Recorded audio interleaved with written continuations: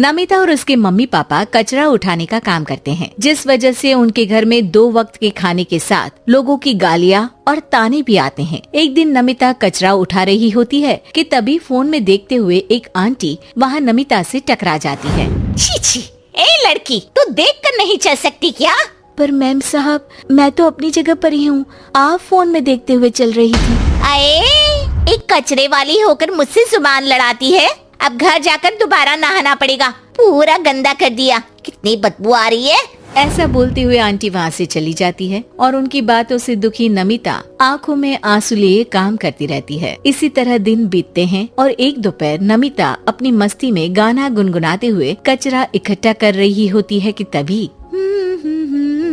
जिंदगी एक सफर है सुहाना, यहाँ कल क्या हो किसने जाना,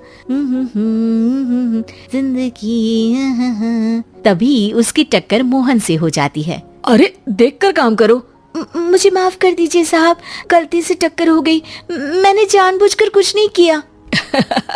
ऐसा कोई जानबूझकर भला करेगा भी क्यों, कुछ नहीं होता। सोचा नहीं था कि कभी कोई मेरे साथ इतने अच्छे से बात करेगा।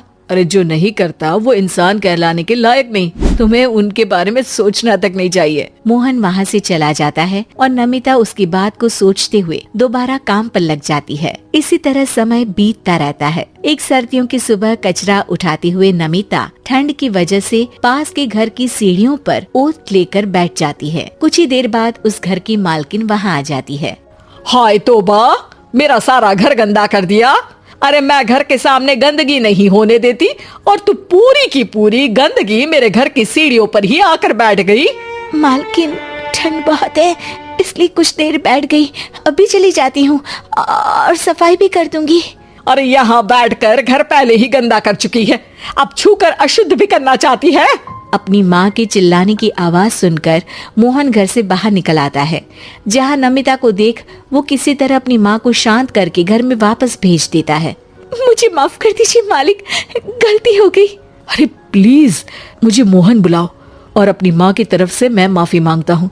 अरे नहीं मालिक, लोग वैसे भी हमें इंसान समझते ही कहाँ है, इसलिए अब इन सब की आदत है। अगर इन सब की बातों को बुरा लगाने लगे तो भूखे ही मर जाएंगे।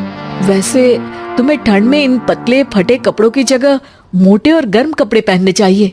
मेरे पास इतनी चॉइस नहीं है, जो है बस यही है। और जब घर में मम्मी पापा भूखे बैठे हो तो क्या सर्दी और क्या गर्मी। चलती हूँ साहब।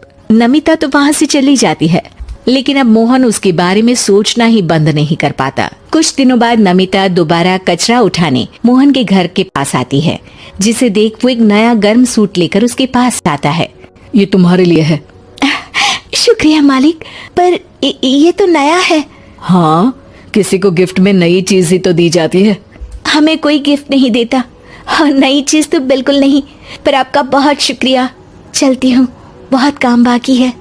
एक बार फिर नमिता मोहन को अपनी सीधी बातों और साफ दिल से प्रभावित करके चली जाती है। अब मोहन उसकी बातों और सोच में खोया रहने लगता है। जितनी बार नमिता उसके घर के करीब आती है, वो किसी न किसी बहाने उससे मिलता रहता है।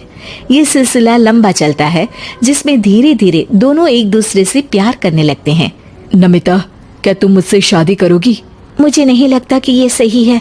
तुम्हारे घर वाले और समाज के लोग मुझे कभी नहीं अपनाएंगे। मेरी वजह से तुम क्यों अपना जीवन खराब करना चाहते हो? मेरा जीवन तुमसे शादी करने के बाद नहीं, बल्कि शादी नहीं करके खराब होगा। मेरी बात मानो, सब ठीक होगा, भरोसा रखो। मोहन के प्यार और उस पर भरोसे के साथ नमिता शादी के लिए हाँ कह देती है और अगले ही दिन वो दोनों कोर्ट मैरिज कर लेते हैं। इसके बाद मोहन नमिता को लेकर जैसे ही घर पहुंचता है तो वहाँ उसकी मम्मी, जो अपनी सहेलियों के साथ किटी पार्टी कर रही होती है, उन्हें एक साथ देखकर हैरान रह जाती है। हाय राम, कल मुही करम जली, तुझे एक दिन सीढ़ियों पर बैठने के लिए कुछ जरा बहुत बोल क्या दिया, तूने तो बदला लेने के लिए मेरा बेटा ही फंसा लिया। अरे जिस लड़की की हमारे सामने खड़े तक होने की औकात नहीं, मोहन तो सीधा उससे शादी करके घर के अंदर ही ले आया। हाय हाय बहन, अब तुम समाज में क्या मुंह दिखाओगी? अरे मेरी बात मानो, अब बाहर निकलना ही बंद कर देना। आंटी जी, मेरी माँ का तो पता नहीं, पर आप आज बाहर निकलकर दोबारा इस घर में कदम मत रखना। अरे हम ऐसे कचरे वालों के घर में आकर अपनी इज्जत खराब करने का शौक भी नहीं रखते। अगर यही कचरे वाली आपके घर का कचरा उठाना बंद कर दे तो उस आलीशान मकान में आप 2 दिन भी नहीं रह सकती। पता है क्यों?